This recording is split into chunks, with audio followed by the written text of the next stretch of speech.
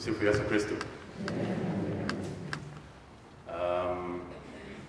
I know you have read ahead, so I'll probably najua mmesoma mbele.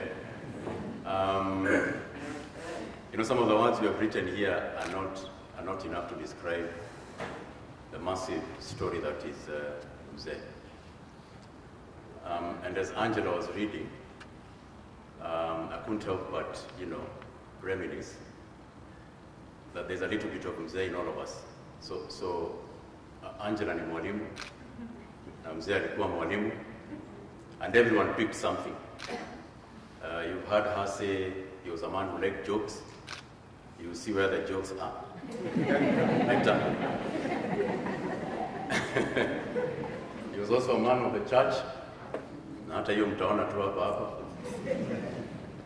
But for me, you know, let me shortly just say how this man impacted me. Sometimes in the 80s, we had a family holiday planned to Mombasa. It was in the 80s, eh? And we were sure about that school holiday that trip was going to happen. Very sure. So the holiday had just started, 2 days into the holiday, and we were called by Mzee and Mom for a family meeting. These days they're called alignment.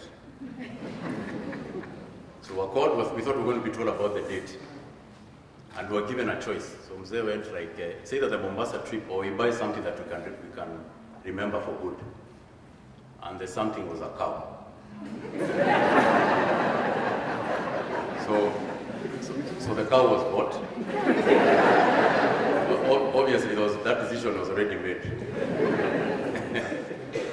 And so during that holiday, you know, it was a very hard one, especially for me and Charles. The rest were young, and Angela wasn't allowed to take care of the cows. So me and Charles were then asked to take care of the holiday. But imagine the hardship of taking a cow around the compound. And me and Charles used to say, hii ni Mombasa sasa. But that cow, later on, they became many. And it became a big herd there at home. Those who have come at home have seen the compound. And the work became a lot for Mom and Mzee because they were working. So we then had to go and collect food. You know, napier grass. And that's where I got my first driving lesson. Because you needed to know how to drive, right? Go collect all this food. So my first driving lesson, then after that, the milk was a lot. You couldn't supply it in the neighborhood. So, because there was a lot of competition, first business lesson. Because all the neighbors there had cows. Eh? So Mzee would go like, now we need to look for new markets. And markets that are untapped. And the first one was here at the brewery. Because the brewery had housing for employees. So that's why we came and started selling a bit of milk. And we started knowing how to negotiate, yeah, with the customers. And then while we were there, it was my first experience. We used to collect some spent grain from the brewery. It was my first experience with my employer now, EABL. I'd always dream about working in the place. So I first experienced EABL through that holiday, which was a cow, which became many cows. And then later on in life, I joined USIU. At that point, USIU was at Mayfair. So those of you who know Mayfair Hotel, that's where it was situated. And we were happy that the campus was very far from home. Mzee knew that the owner of that property had sold. So he knew I was still going to come back. So I joined USIU, and about a few months later, we moved to Safari Park, where the campus is. And on the first month of, no, actually the first week, we visited the Chancellor. And Mzee then said, you know, I'm a neighbor, I'm coming to introduce myself, and also introduce a co-farmer, who is your student, which was me. And he then said, so I have heard the school needs some milk, and this gentleman here sells milk. So please never ever call me for school fees. We cut a deal where I supplied them, I think I used to supply them about 30 liters a day, Mom? Yeah?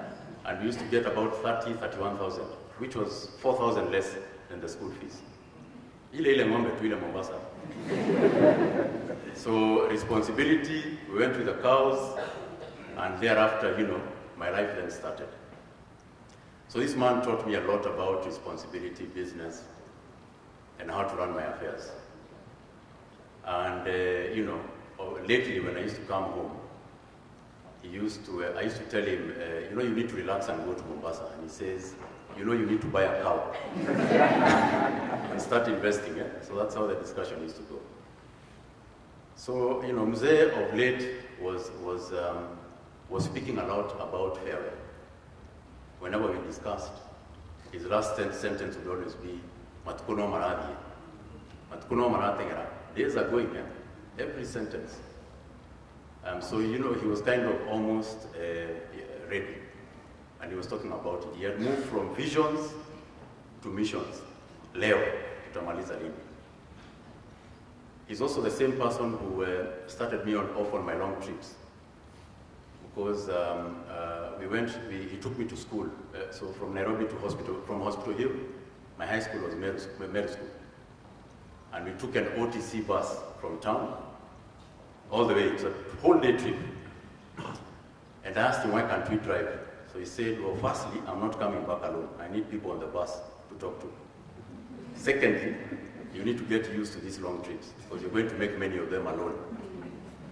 And thereafter, I got used to going to very many places, and all my assignments that have gone, I got that experience from him. He was a man who fought a lot of battles, some alone, some with us, and we learned a lot of perseverance from him. And so there's not much I can say. He used to say, everything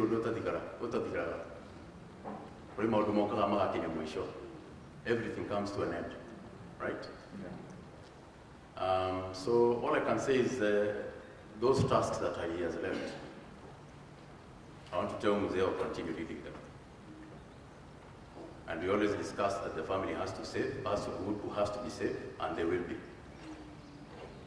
So Mzee, Dienawega, and Asante.